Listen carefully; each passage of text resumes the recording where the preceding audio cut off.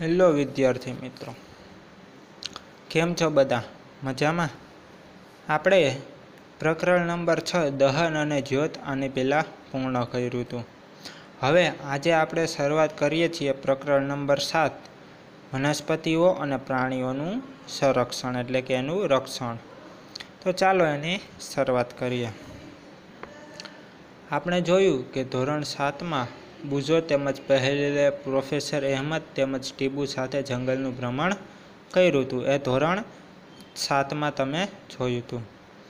તે પોતાના સહ અધ્યાયીઓ સાથે તેમના અનુભવો વેચવા બહુ ઉત્સુક હતા અને વર્ગના બીજા વિદ્યાર્થીઓ પણ પોતપોતાનો અનુભવ બતાવવા અત્યંત ઉત્સુક હતા, કારણ કે તેમાંથી કેટલાક ભરતપુર અભયારણ્ય ભ્રમણ કરવા ગયા હતા અને કેટલાક કાઝીરંગા રાષ્ટ્રીય ઉદ્યાન, લોકચાવ વાઇલ્ડલાઇફ અભયારણ્ય તથા ગ્રેટ નિકોબાર બાયોસ્ફિયર રિઝર્વ, વાઘ સંરક્ષિત વિસ્તાર વગેરે સાંભળ્યું હતું.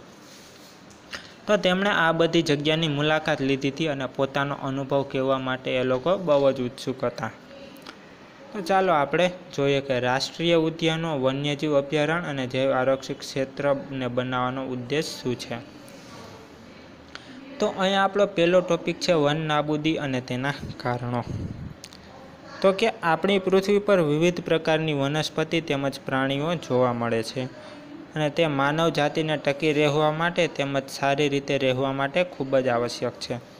તો આપણા જીવન માટે વનસ્પતિ અને પ્રાણીઓ છે ખૂબ જ આવશ્યક છે સારું જીવન જીવવા માટે, આપણને ખબર જ છે.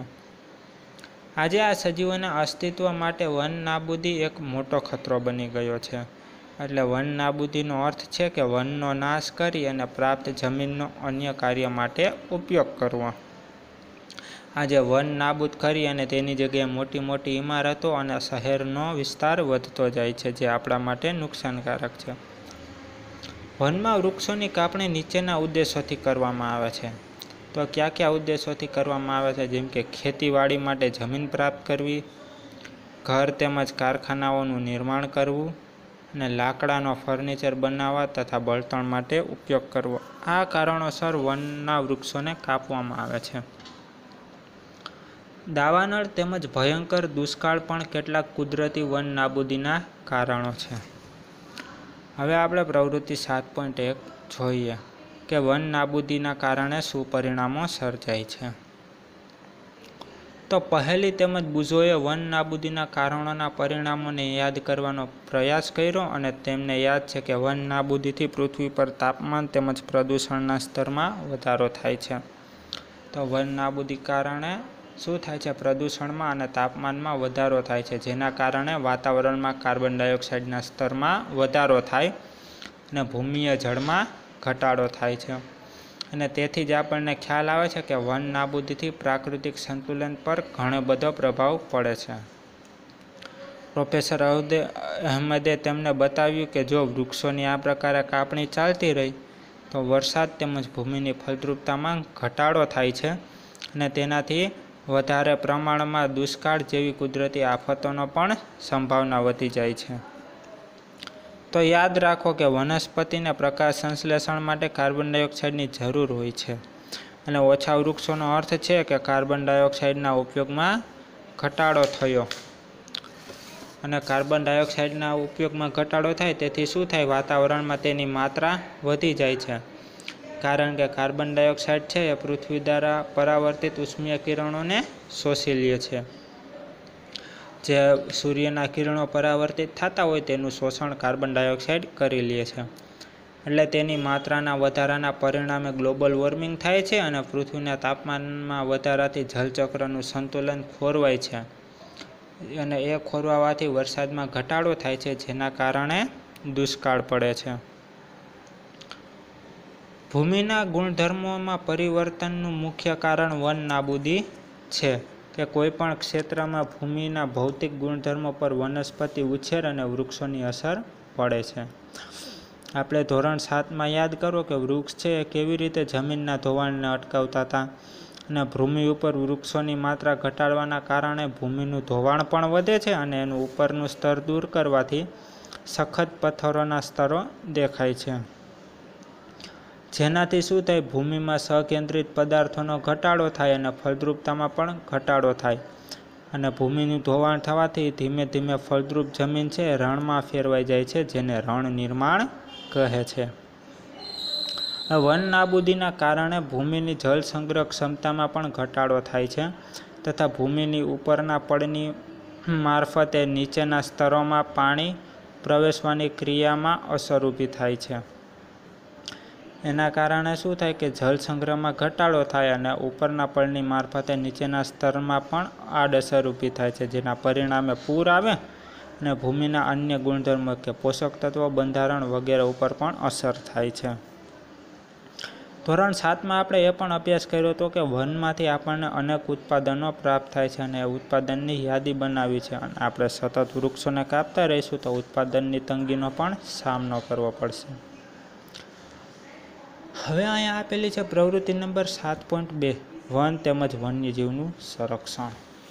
તો વન નાબૂદીની અસરો જાણ્યા બાદ પહેલી અને બુજો ચિંતિત હતા કે શું થશે. ત્યારે પ્રોફેસર અહેમદ પાસે ગયા અને તેમને પૂછ્યું કે વન્ય પ્રાણીઓને કેવી રીતે બચાવી શકાય.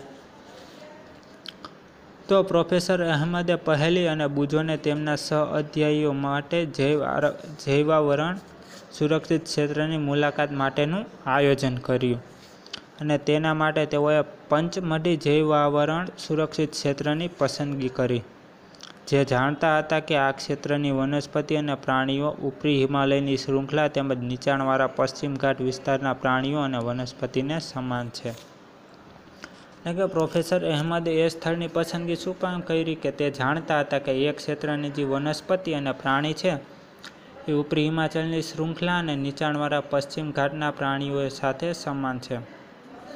પ્રોફેસર અહેમદને વિશ્વાસ હતો કે આ ક્ષેત્રની જે વિવિધતા આગવી છે અને તેઓએ વન કર્મચારી શ્રી માધવજીને જૈવાવરણ સંરક્ષિત ક્ષેત્રમાં વિદ્યાર્થીઓનું માર્ગનિર્દેશન કરવાનો પણ અનુરોધ કર્યો. હવે તેઓએ જણાવ્યું કે જૈવિક મહત્વ ધરાવતા ક્ષેત્રો અને સંરક્ષણ એ આપણી રાષ્ટ્રીય પરંપરાનો એક ભાગ છે. જૈવ આરક્ષણ ક્ષેત્ર. તો માધવજીએ વિદ્યાર્થીઓને સમજાવ્યું કે આપણા વ્યક્તિગત પ્રયત્નો તેમજ સમાજ પ્રત્યેની વિશેષ સરકારી સંસ્થાઓ પણ વન તેમજ વન્ય પ્રાણીઓના રક્ષણ માટે કાર્યરત છે. એટલે કે આ બધી સંસ્થા છે એ વન તેમજ વન્ય પ્રાણીના રક્ષણ માટે કાર્યરત છે. સરકાર તેની સુરક્ષા અને સંરક્ષણના હેતુ માટે નિયમ, પદ્ધતિ અને યોજના બનાવે છે અને વન્ય પ્રાણી અભયારણ્ય, રાષ્ટ્રીય ઉદ્યાન, જૈવાવરણ સુરક્ષિત ક્ષેત્ર વગેરે વનસ્પતિઓ અને પ્રાણીઓ માટે સંરક્ષિત તેમજ સુરક્ષિત ક્ષેત્ર છે. તો જુઓ, વનસ્પતિ અને પ્રાણીઓ અને તેમના માટે નિવાસોને સંરક્ષણ માટે તેમને સુરક્ષિત ક્ષેત્ર જાહેર કરવામાં આવ્યું છે. તો જેને શું કહેવાય? અભયારણ્ય, રાષ્ટ્રીય ઉદ્યાન, જૈવાવરણ આરક્ષિત વિસ્તાર આપણે કહીએ છીએ. વૃક્ષારોપણ, ખેતી, ચરવું, વૃક્ષોની કાપણી, શિકાર, ચામડું પ્રાપ્ત કરવા માટે શિકાર વગેરે આ ક્ષેત્રોમાં પ્રતિબંધ હોય છે. તો અભયારણ્ય કોને કહે છે? એવો વિસ્તાર જ્યાં પ્રાણીઓ તેમજ તેના નિવાસમાં કોઈપણ પ્રકારના ખલેલથી સુરક્ષિત હોય છે. રાષ્ટ્રીય ઉદ્યાન કોને કહે છે? કે વન્ય પ્રાણીઓ માટે આરક્ષિત ક્ષેત્ર જ્યાં તે સ્વતંત્ર રૂપે નિવાસ તેમજ પ્રાકૃતિક સંસાધનોનો ઉપયોગ કરી શકે. અને જૈવાવરણ આરક્ષિત વિસ્તાર તો કે વન્ય સજીવો, વનસ્પતિઓ તેમજ પ્રાણીઓ અને તે વિસ્તારના આદિવાસીઓને પારંપરિક રીતે જીવન પર્યાય હેતુ માટે વિશાળ સુરક્ષિત વિસ્તાર મળે તેને. તો આજ આપણે અહીંયા સુધી રાખશું. અહીંયાથી આગળ આપણે જોશું નેક્સ્ટ લેક્ચરમાં, જેમાં એક કોષ્ટક પણ છે.